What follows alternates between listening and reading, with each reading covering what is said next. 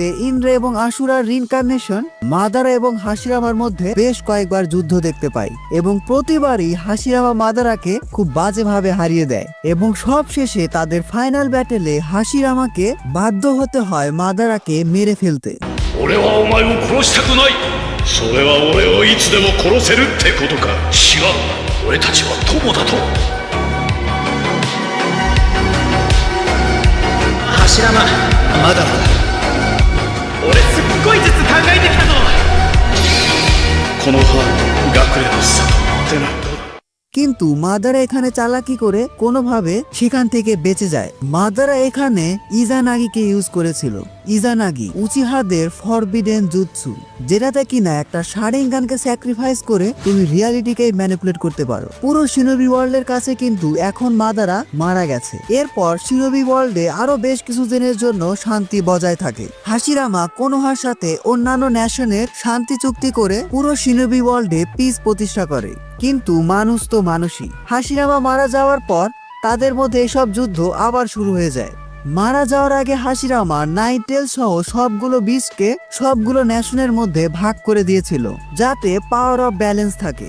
কিন্তু এরা এই পাওয়ার অফ ব্যালেন্সকে খুব বাজেভাবে কাজে লাগিয়ে এই টেইল বিস্ট দিয়েই মারামারি শুরু করে দেয়।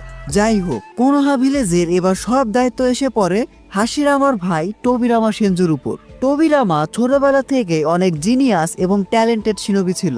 সে তার লিডারশিপ এবং হোকাগে স্কিল দিয়ে পুরো কোনোহার চেহারায় পাল্টে ফেলে।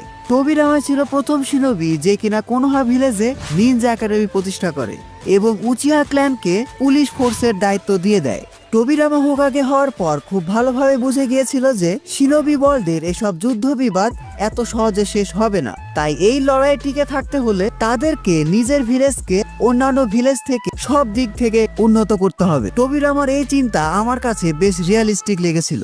যাই হোক, টোবিরামার সময়ে শিনোবি ওয়ার্ল্ডে ফার্স্ট গ্রেট নিনজা ওয়ার হয় এবং এখানে কোনোহা শিনোবিদেরকে বাঁচানোর জন্য টোবিরামা নিজেকেই স্যাক্রিফাইস করে ফেলে। টোবিরামাকে মেরেছিল কেনকাকু এবং গেনকাকু।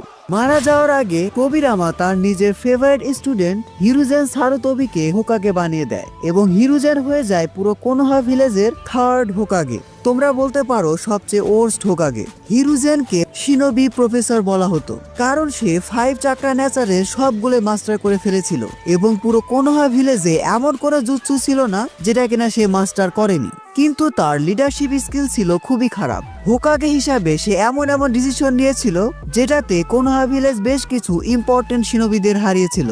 হিরুজেনের সময় কিন্তু শিনোবি ওয়ার্ল্ডে 2টা ওয়ার্ল্ড ওয়ার হয়েছিল, সেকেন্ড ওয়ার্ল্ড ওয়ার এবং থার্ড ওয়ার।